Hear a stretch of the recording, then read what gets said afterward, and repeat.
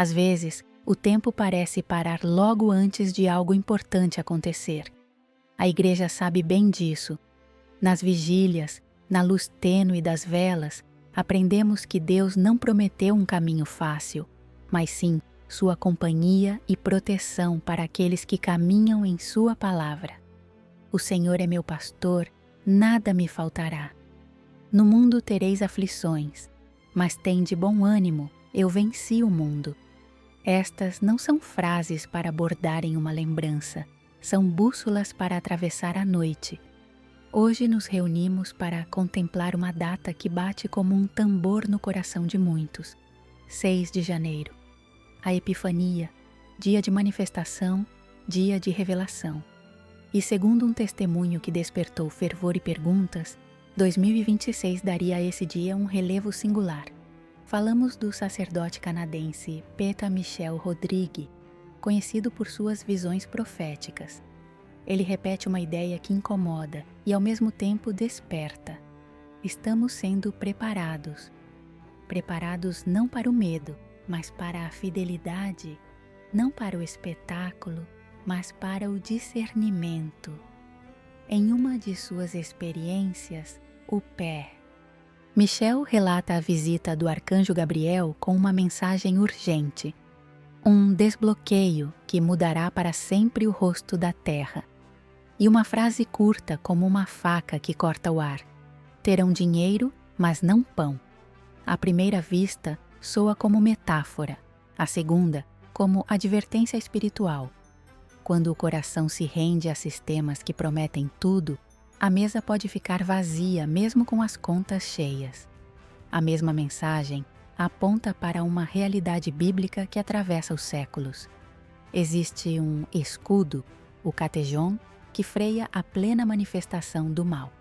E a advertência, tão sóbria quanto contundente, diz que esse escudo seria retirado de um modo inédito precisamente na Epifania. Não estamos aqui para semear pânico. Estamos aqui para encarar 3 perguntas que nascem desse relato e que, no fundo, todos nos fazemos quando se aproxima uma hora decisiva. O que acontece se a proteção for retirada?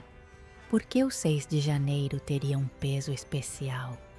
O que começa exatamente nesse dia? Antes de avançar, uma explicação que a Igreja nos ensina e que convém reiterar com humildade. A revelação pública, aquela que está na Sagrada Escritura e na tradição, foi consumada em Jesus Cristo. Tudo o que precisamos para a salvação já foi dado. As chamadas revelações privadas, como os testemunhos ou advertências atribuídos a santos, videntes ou almas de oração, não obrigam a fé dos fiéis e devem ser acolhidas, se ajudarem, com prudência e discernimento, à luz do magistério e acompanhados por pastores e diretores espirituais. Se hoje prestamos atenção a esta mensagem, é porque ela pode se tornar uma ocasião de conversão, vigilância amorosa e esperança firme, não porque acrescente algo ao que Cristo já nos entregou. Dito isso, olhemos para o quadro completo. A Epifania celebra o Deus que se revela às nações. A liturgia abre a porta para a luz que visita aqueles que estavam nas sombras. Por isso, se o inimigo quisesse aproveitar uma brecha, um cansaço, uma distração, um fechamento de ciclos de graça, o faria precisamente quando os crentes baixam a guarda. E aqui aparece o eixo do nosso caminho. Não baixar a guarda, reacender o óleo da lâmpada, lembrar quem nos guarda e a quem servimos. Talvez você se pergunte, isso não será exagerado? Não bastaria viver o dia a dia? A fé cristã não é susto nem superstição, é vigilância amorosa. Como o José silencioso do Evangelho, que não fez discursos, mas custodiou. Se há um escudo que Deus concedeu, não para evitar toda prova, mas para conter o avanço do mal, nossa tarefa é permanecer sob essa proteção com a obediência filial do simples. Porque, quando a noite se intensifica, a consciência desperta e a casa que vigia não desmorona. Nos próximos minutos, entraremos no coração dessas afirmações. Voltaremos à origem da mensagem, aquela madrugada que, segundo o relato, iluminou o céu de um quarto. Olharemos para a palavra que fala daquele que detém até que seja retirado. Perguntaremos sobre o Catejon, por que alguns o reconhecem em São José e por que o dia 6 de janeiro se apresenta como um ponto de virada espiritual. E, acima de tudo, abriremos um caminho de esperança prática. O que fazer, como orar, como preservar a paz na família, como transformar o medo em confiança. Se estás pronto para caminhar com serenidade, sem pressa nem alarmes, acompanha-nos. Comecemos pela origem, a noite, a visita e a palavra que pede para ser discernida. Naquela hora em que a casa silencia e o mundo parece conter a respiração, a noite abriu-se como uma cortina. Não houve estrondo, mas uma paz que impunha silêncio. E, no entanto, essa paz pesava como um julgamento. A luz foi primeiro brasa, depois chama, presença que não cega, mas revela. Assim se anunciou Gabriel, mensageiro do Altíssimo, com a serenidade de quem traz uma palavra que não admite frivolidade. Vinha para marcar um ponto de origem e, ao mesmo tempo, um limiar. Não falou de novidades caprichosas, mas de uma verdade antiga que a Igreja guarda na Escritura. O mistério da iniquidade já age e há algo, ou melhor, alguém, que o detém até que seja retirado. Durante séculos, sábios e pastores perguntaram por essa mão que freia, por esse Catejon cujo nome não se grita em praças, porque sua força não é de ruído, mas de obediência.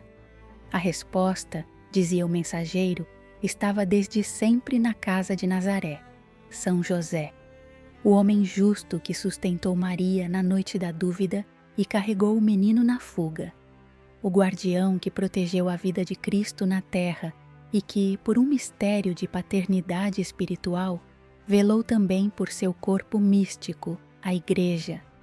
Por isso, a tradição o invoca como o terror dos demônios, não por gestos de poder humano, mas pela autoridade que nasce da pureza, do trabalho, do silêncio que escuta e executa. Não se trata de um amuleto nem de magia piedosa. Esse escudo atuou na história como barreira discreta, sustentado pela intercessão da Virgem e pela oração dos santos, contendo uma e outra vez o ímpeto das trevas. Mas a palavra trazida naquela madrugada carregava também uma ferida e um aviso. O cálice da iniquidade se derrama.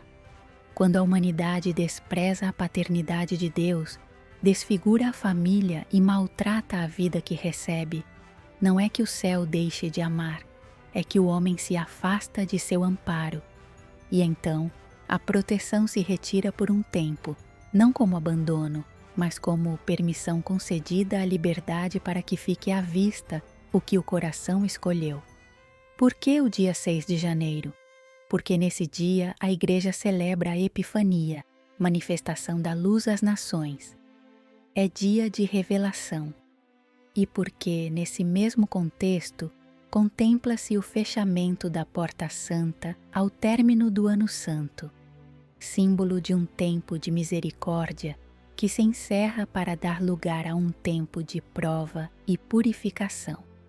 O adversário conhece o cansaço dos homens, seus descuidos após grandes festas e busca brechas onde a vigilância diminui. Não é casual que tudo aponte para uma data de desmascaramento. Quando a graça pede decisão, a tibieza se torna perigosa. A mensagem trazia ainda uma frase que corta como faca. Terão dinheiro, mas não pão. Não pedia interpretações apressadas, pedia conversão. Era um lembrete severo de que, quando a alma negocia sua fidelidade, os sinais que asseguravam estabilidade perdem peso. Não era uma sentença para assustar, mas um chamado à consciência. Afastados da obediência, os recursos se tornam frágeis. Sob o amparo de Deus, até a pobreza floresce em providência. São José não deixa de ser pai, mas, como nos dias de Herodes, sua missão pode mudar de forma para que a verdade separe o autêntico do aparente, o fiel do acomodado. Daí a insistência: vigiar, orar, permanecer sob seu manto, aprender de seu silêncio que discerne e age. O coração que se coloca em suas mãos não fica sem guia na noite. Até aqui, a origem, a visita, a palavra, o nome do custódio e o sinal do tempo. A partir deste limiar, o que era freio pode deixar de sê-lo, e o que avançava em sombras pode buscar a corrida. Não antecipemos veredictos. Contemplemos com sobriedade e esperança o que implicaria que o escudo se afaste por um instante e como repercute esse recuo na vida concreta dos povos e das famílias. Quando o freio se levanta, o que ontem avançava em penumbra começa a correr com pressa de vendaval. Não se multiplica o estrondo, se multiplica a velocidade. Decisões que demoravam anos são decretadas em semanas. Normas provisórias tornam-se permanentes. Palavras como exceção, segurança e bem comum cobrem como verniz um sistema que pede mais do que oferece. A noite já não se disfarça, chama as coisas pelo nome e exige assentimento. Então, aquela sentença ressoa com um gume de sino: terão dinheiro, mas não pão. As prateleiras se esvaziam sem ruído, as rotas se encarecem, a logística se enreda como se uma mão invisível desligasse interruptores. Não é só escassez, é a administração da fome. O pão deixa de ser alimento para se tornar alavanca. O que se submete, compra. O que resiste, espera. Os números permanecem na conta, mas carecem de porta de entrada ao mercado se não se aceita a senha do dia. A promessa se apresenta como solução total: eficiência, rastreabilidade, comodidade, um mundo sem filas, sem dinheiro vivo, sem riscos. O preço é a rendição do interior.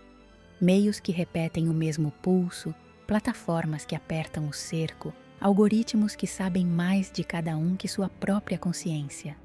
A ilusão é adocicada, estarás mais seguro, serás atendido antes, terás acesso se cooperares. A letra miúda reclama a alma: cede teus dados, teus hábitos, teu mapa, cede tua liberdade. O que se reveste de boa administração adota a forma de vigilância, câmeras, validações, permissões para comprar, comer, viajar. A respiração mesma parece pedir código. Nesse clima, a marca de que tantos falaram deixa de ser um símbolo distante para se tornar exigência concreta. Não se trata tanto de um objeto como de um selo de consentimento, a decisão de dobrar a consciência a um regulamento contrário à verdade. Há quem a leve na pele do hábito e quem a rejeite por fidelidade. Não é superstição, é discernimento. Lê-se nas escolhas diárias, nos contratos que se assinam sem olhar, na obediência cega a consignas que ferem a dignidade. O assalto não se limita a praças e mercados, infiltra-se nos templos. Aparece uma unidade sem verdade que pronuncia amor, mas prescinde do nome que salva. Canta a fraternidade e, ao mesmo tempo, dilui a cruz em metáforas amáveis. Magnificam-se escândalos contra quem permanece firme, confunde-se autoridade com enquete, desacredita-se a fidelidade chamando-a de rigidez. Muitos ficam atordoados, não sabem a quem ouvir, a quem confiar a consciência, onde está a voz que conduz ao pasto verdadeiro. A onda alcança a mesa familiar. Pais e filhos já não discutem ideias, desconhecem-se. Irmãos que compartilhavam pão e jogos separam-se por protocolos e credenciais. Avós olham em silêncio como a casa se parte por opiniões importadas de telas. A fratura não é só política, é espiritual. Decide-se, às vezes sem palavras, entre a comodidade que compra a paz de algumas horas e a verdade que custa, mas salva a dignidade das almas. A olhos humanos, a cena desenha derrota. Igrejas com horários reduzidos, liturgias vigiadas, catequeses suspeitas de excessos, contas silenciadas por normas comunitárias. As notícias martelam desânimo, as amizades esfriam, a fé parece recuar diante de um regime de fórmulas e permissões. É fácil concluir que tudo terminou, que a promessa se esgotou, que a proteção foi um sonho, mas a aparência não dita o fim. A noite, quando se torna mais densa, prepara seu próprio transbordar de aurora. Precisamente na aceleração do engano se afina o ouvido do simples. Precisamente na pressão externa se robustece a interioridade. O que parece sufocação pode se tornar respiro se o coração se recolhe sob a custódia justa e obediente. Não é fuga, é clareza. Nome a nome, casa a casa, se reaprende a diferença entre a calma que oferece controle e a paz que só desce do alto. Restam, pois, dois caminhos que não admitem neutralidade: dobrar-se a uma ordem que premia a docilidade sem verdade, ou permanecer de pé com mansidão, pagando o preço da liberdade interior. A aceleração das trevas não anula a luz, apenas a obriga a se definir. E quando o mundo exige uma assinatura apressada, a alma toma fôlego, olha para o alto e lembra que nenhuma chave humana abre ou fecha o santuário onde arde a lâmpada. Daí, sem estridências, se dispõe a resposta que enfrentará o vértigo e transformará o medo em força serena. Nem todo avanço do mal é uma vitória dele. Há um limite invisível, onde a soberania de Deus transforma o ataque das trevas em seu próprio revés. Como as ondas que parecem engolir a costa e, no entanto, recuam deixando a rocha exposta, assim age a permissão divina.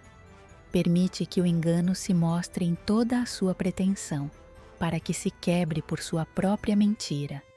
O que aos olhos parece domínio, é na realidade tempo concedido para que a verdade brilhe sem disfarces e o coração escolha sem ambiguidades.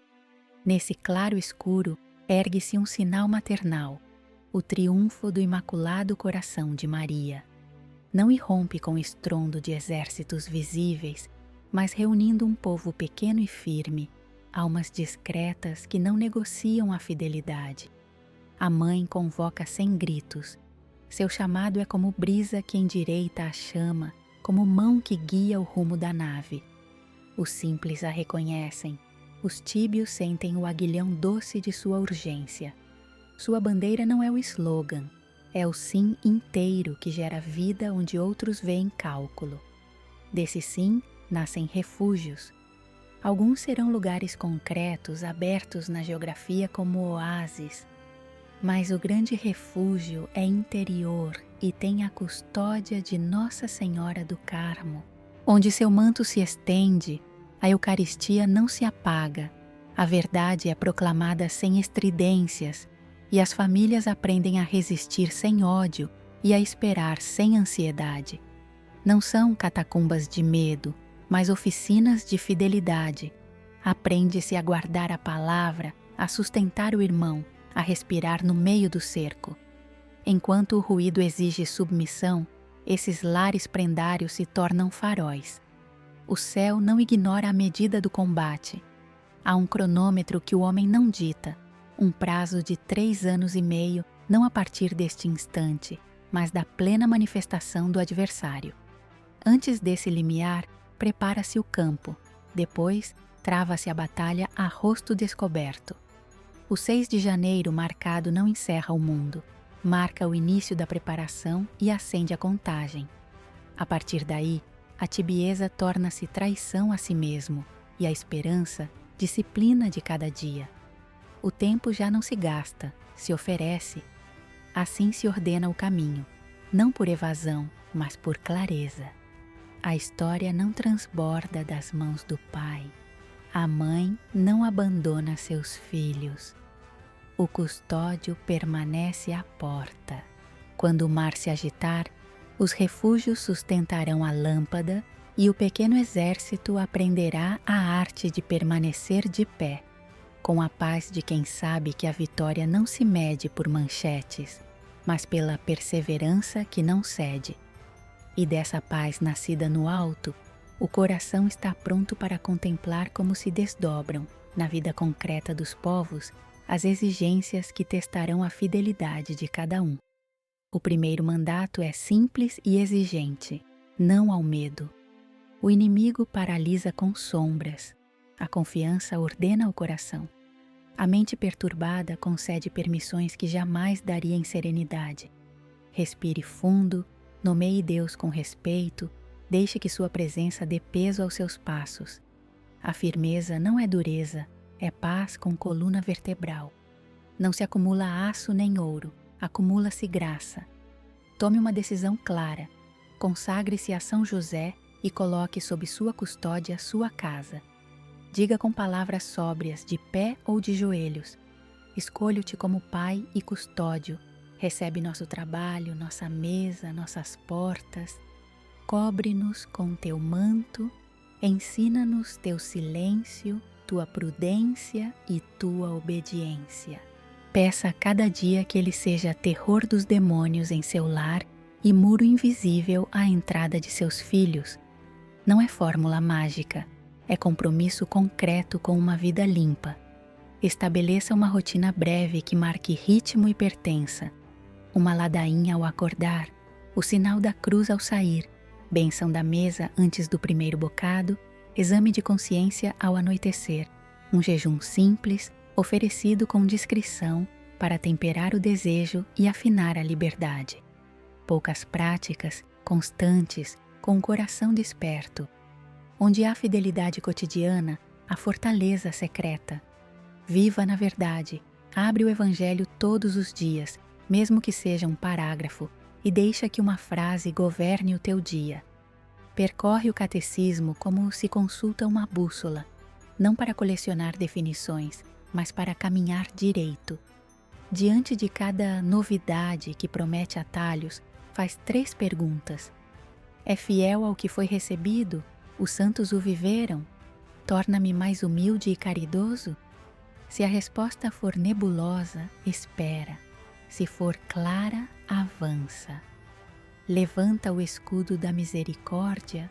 Quando uma notícia te esmagar, quando uma norma injusta te encurralar, quando uma conversação se tornar ameaça, responde primeiro com a alma: Jesus, em ti confio. Repete sem pressa, como quem bebe água. É a respiração do interior, o lembrete de que não caminha sozinho.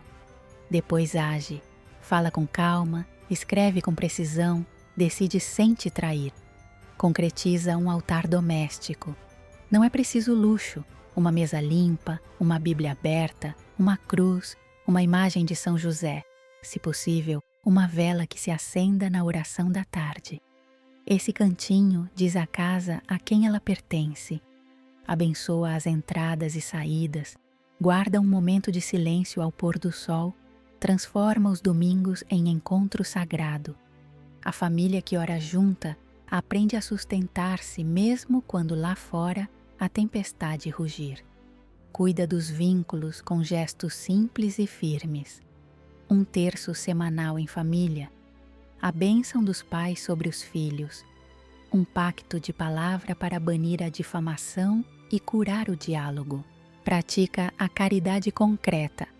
Uma rede de ajuda com vizinhos e comunidade, pão partilhado com discrição, escuta que não julga. Os refúgios nascem de vínculos reais, não de slogans. Disciplina os olhos e ouvidos, limita telas e manchetes, escolhe um dia de jejum mediático para clarear o discernimento, consulta menos impressões e mais consciência.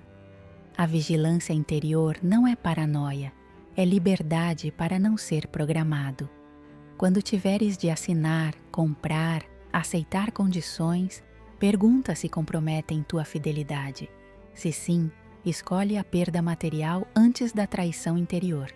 Assim se fortalece uma casa, sem gritos, com pequenas e constantes decisões. A paz não se improvisa, treina-se, e quando o vento mudar de direção, não arrastará quem já aprendeu a habitar na presença, a pensar com clareza e a agir com firme mansidão. Não é aniquilação, é purificação. Como o fogo que não destrói o ouro, mas a escória, a suspensão do freio não visa arrasar os fiéis, mas temperar o que está destinado a permanecer. O olhar de Deus não se desvia. Antes, permite que o véu caia para que se distingam, sem ambiguidade, a obediência e a simulação, a fé viva e o hábito vazio. A casa é sacudida, não para ruir, mas para que cada pedra encontre seu lugar verdadeiro. O caminho dos discípulos não evita o mistério pascal, padecer e ressuscitar. A igreja, corpo unido à sua cabeça, atravessa o seu Getsêmani, aprende o silêncio do sábado, abraça a cruz cotidiana onde a glória se esconde. Não se trata de heroísmos ruidosos, mas da fortaleza escondida de quem não negocia a verdade. Mães que mantêm a chama no lar, sacerdotes que velam diante do altar, jovens que guardam a pureza de sua palavra. A derrota aparente é o limiar por onde entra a vitória que não caduca.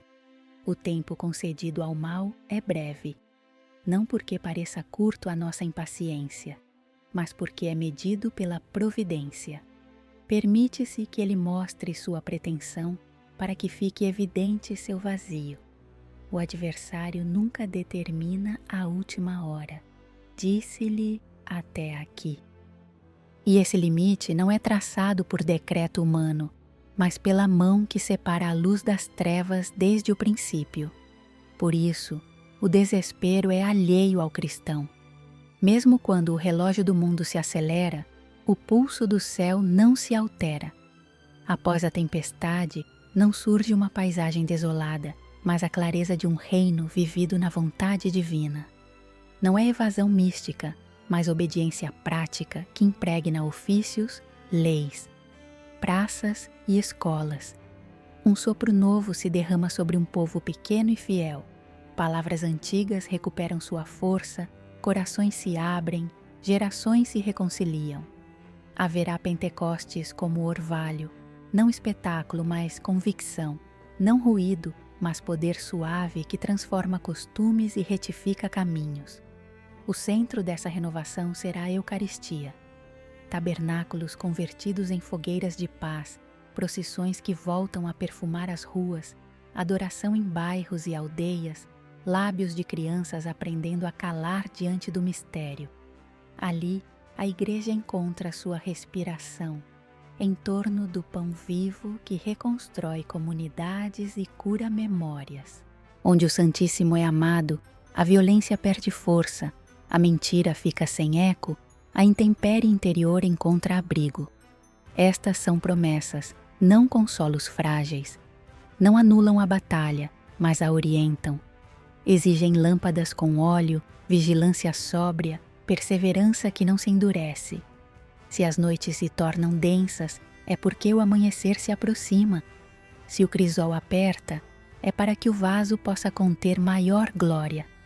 Quem permanece de pé na provação não fica à intempérie, fica preparado. E dessa preparação nasce um povo capaz de reconhecer a luz quando ela irrompe novamente, de sustentá-la no cotidiano e de oferecê-la, sem medo e sem violência, a uma terra que clama por paz verdadeira. Não há lugar para o pânico quando o olhar se fixa no alto. A data que se aproxima não é uma ameaça, mas um ponto de virada. Epifania que desmascara, fim de um tempo de graça que convoca a uma decisão clara. A noite não dita sua lei, apenas revela com crudeza o que o coração escolheu. E nós escolhemos servir aquele que não abandona, aquele cuja luz nenhuma sombra pode apagar. Esta hora exige uma resposta que não se negocia. Não bastam sentimentos nobres, é necessária uma escolha definitiva. A quem servimos quando ninguém nos vê? A quem servimos quando o custo se torna concreto? A fidelidade não é gesto de um dia, é respiração, batimento, passo firme. Hoje é o dia para dizer sim sem hesitação, para tomar posição sem agressividade e sem medo, para decidir que nossa casa não será terreno de confusão, mas mesa de pão, oração e verdade. Por isso, a preparação começa agora. Santificar a família não é slogan, é trabalho diário, uma bênção ao sair, uma palavra limpa ao voltar, um perdão oferecido antes de dormir. Purificar o lar é abrir janelas para a luz, remover o que obscurece, cortar hábitos que ferem, reconciliar-se onde houve feridas antigas.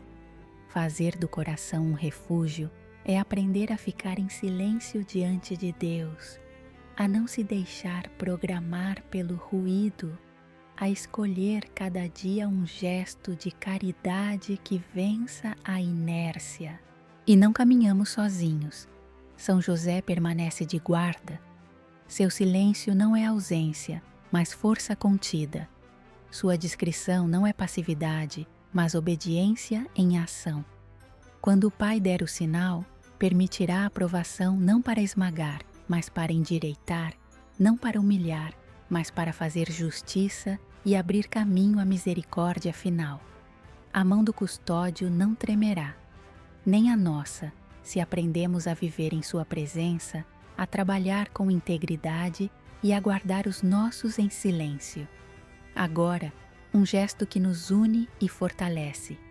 Convido-te a escrever nos comentários, com fé simples e firme: São José, defende a minha família.